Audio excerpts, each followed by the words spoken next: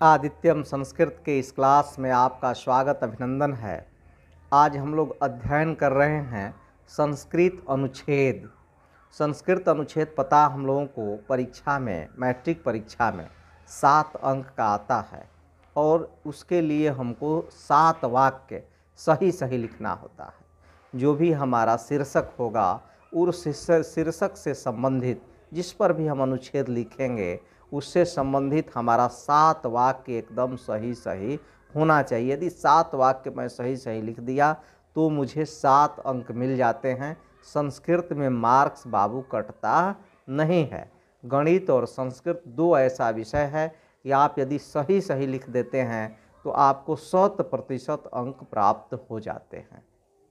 तो आज हम अध्ययन कर रहे हैं पाटलिपुत्र नगरम। हमारा शीर्षक क्या है अनुच्छेद का? पाटलिपुत्र नगरम। और इसको मैंने लिया है मॉडल पेपर, जो बिहार विद्यालय परीक्षा समिति ने मॉडल पेपर इंटरनेट पर प्रकाशित किया है कि यह आपके मैट्रिक परीक्षा के लिए महत्वपूर्ण है, वो उसी से मैंने लिया है और वह है पाटलिपुत्र नगरम।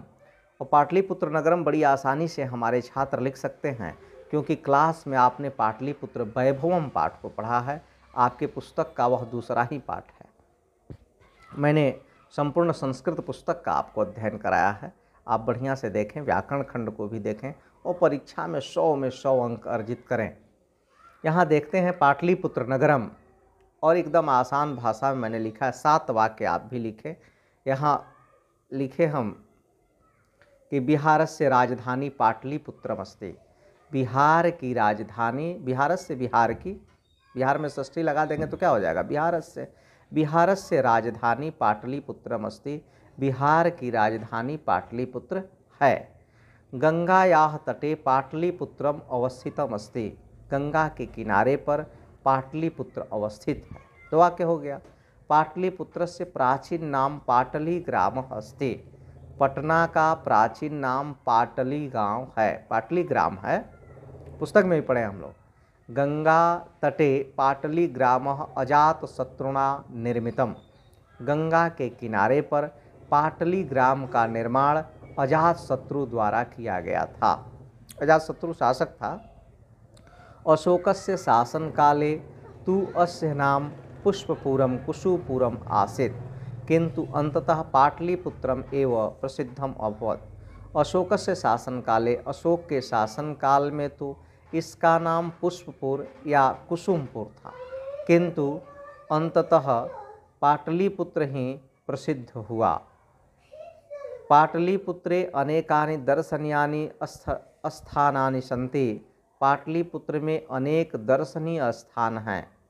अत्र गोलगृहम, राजभवनम, सचिवालयः, पटना विश्वविद्यालयः इत्यादि दर्शनीय स्थानानि च सन्ति।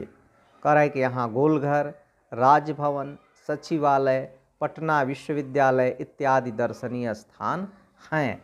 तो लगभग 7 वाक्य हो गया होगा हम लोगों का। यहाँ से हो गया 1, ये हो गया 2, ये हो गया 3 और ये हो गया 4, ये हो गया 5, ये हो गया 6 और ये हो गया 7। ऐसे ही 7 वाक्य, 7 वाक्य में आप भी लिख दें। परीक्षा में 7 वाक्य में जब आप लिख देंगे तो आपको 7 नंबर जो है बड़ी आसानी से प्राप्त हो जाएंगे। हो सकता है यह महत्वपूर्ण है। हमारी राजधानी है पाटलिपुत्र और यदि दे दे पाटलिपुत्र नगरम तो हम लोगों ने पाठ भी पढ़ा है, शीर्षक भी है। एकदम सुंदरतापूर्वक जो है सही सही 7 वाक्य आप लिख देंगे। ऊपर नीचे भी आप करके एक एक वाक्य लिख सकते हैं या जैसे मैं अभी लिखा हूँ ऐसे भी आप लिख सकते हैं, ताकि जहाँ भी आपने विराम लगाया है, पूर्ण विराम दिया है, वहाँ तक एक वाक्य मान्य हो जाता है। परीक्षा में जो है जो भी मूल्यांकन करेंगे वह देख लेते हैं। तो स्पष्ट हो गया ही या पुनः एक बार समझा देते हैं। बिहारस्य राजधानी पाटलिपुत्रमस्ति। बिहार की राजधानी पाटलिपुत्र है। गंगायाः तटे पाटलिपुत्रम अवस्थितम अस्ति। गंगा के किनारे पर पाटलिपुत्र अवस्थित है। एकदम ऐसे ही छोटे छोटे और सही सही वाक्य लिखें। पाटलिपुत्र से प्राचीन नाम पाटली ग्राम अस्ति। पाटलिपुत्र का प्राचीन नाम पाटली ग्राम है। गंगा तटे पाटली ग्राम अजात शत्रुना निर्मितम। गंगा के किनारे पर पाटली ग्राम अजातशत्रु द्वारा निर्माण किया गया। अशोकस्य शासन काले तु अस्य नाम पुष्पपुरम कुसुमपुरम आसीत्।